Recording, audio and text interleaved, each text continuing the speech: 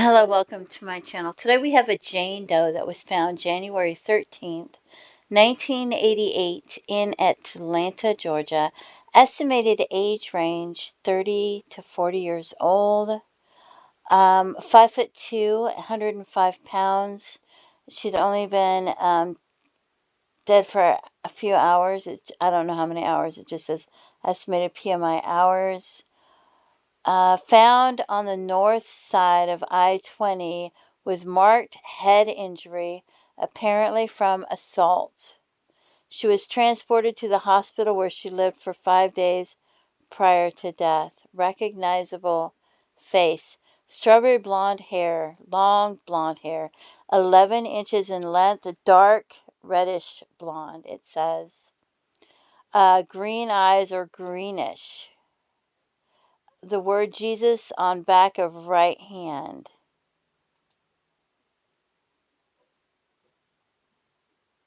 Wow, that's really pretty. Um, White panties, thermal underwear, gray vest, brown overcoat, blue jeans, nightgown, watch, bracelet, and tennis shoes.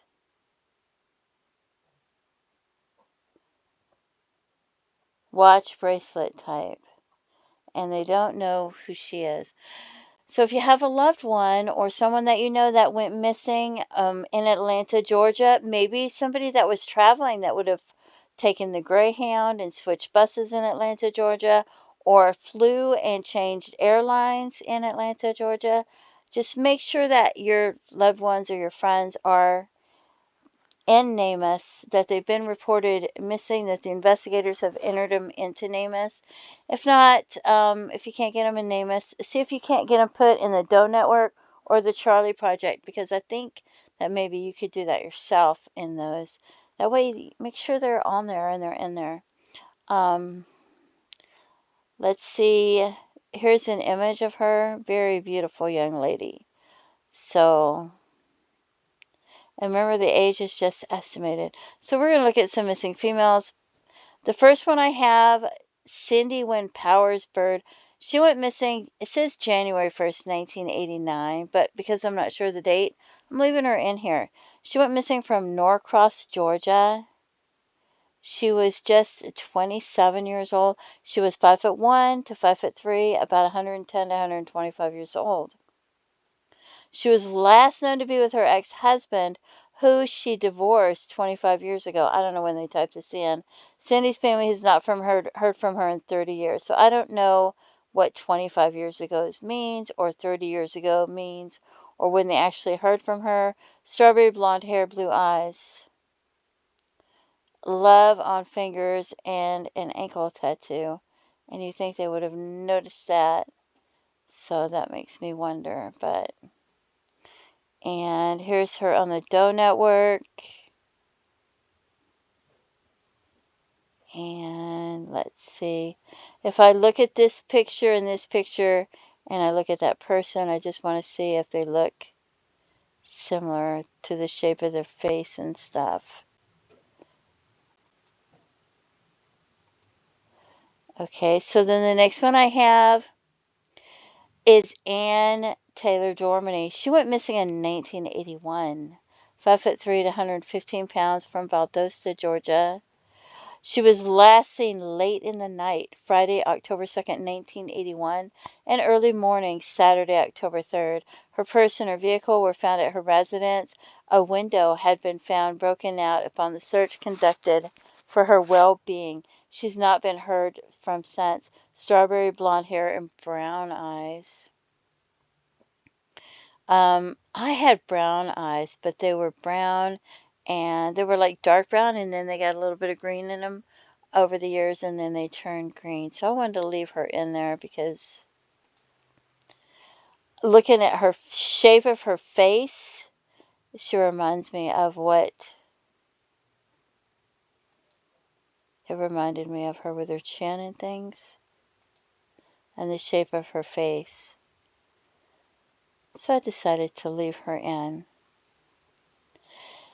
We have Elizabeth Nolika Crawford. She went missing in 1986 from South Carolina.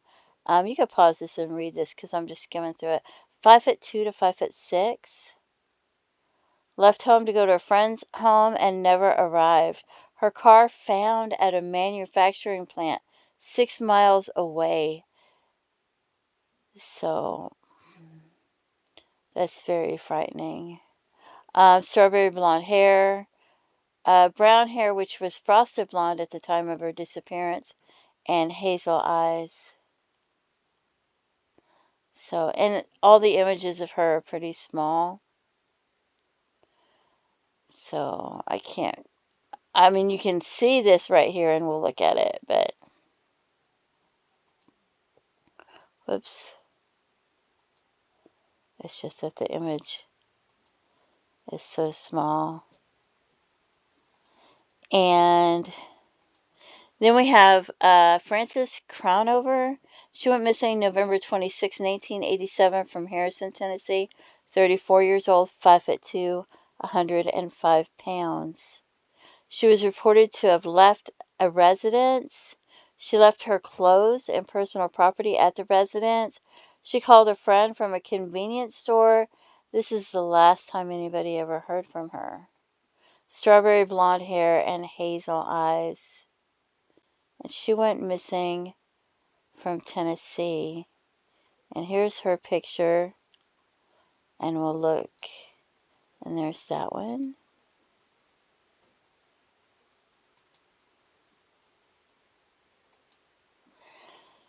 And you figure November 26, 1987 and January 13th, 1988. That's really not that far apart as far as dates go. Let's see. We have Cassandra Nadine Landrum. She went missing, but it's 1975 compared to 1988. 5'1", 100 pounds, blonde hair, hazel eyes. Last seen leaving her family's home, Union City, Georgia, in 1975 to use a payphone. Never seen or heard from again. And her parents got anonymous phone calls after she disappeared, informing them that she had been murdered, and she's never been seen or heard from since. We have this one in 1987, all the way in Louisiana. She was 18 years old, 5'5", that's taller than her, 120 pounds, curly blonde hair, green eyes.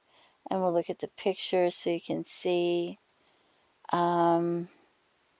Petite build, fair complexion.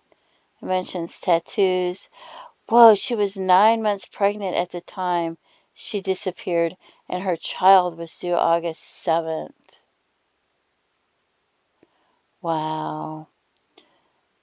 She was last seen about 5 o'clock on July 12th, 5 p.m.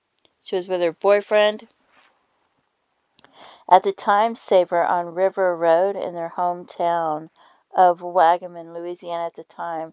The boyfriend went into the store while she waited in the car. He later told authorities he was only gone for a few minutes, and when he returned, she was gone. So was a bundle of the clothes. She was taken to her parents' home from her boyfriend's place.